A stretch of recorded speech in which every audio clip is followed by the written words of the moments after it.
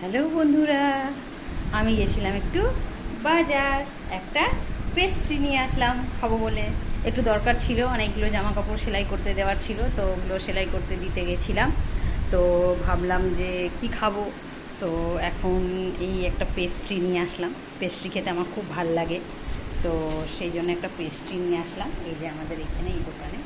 তো খাবো এখন আমি সেটা। তো পেস্ট্রিটা আমার খুব ভীষণ ভালোবাসি। এই যে এই দেখো পেস্ট্রি নিয়ে এসেছি আমি, এটা আমি খাবো। এখন আমি এটার উপর ঝাঁপিয়ে পড়বো, কেন আমার খুব খিদে পেয়েছে। সেই জন্য টাটা বন্ধুরা, তোমরা কে কে খাবে চলে আসো এক্ষুনি।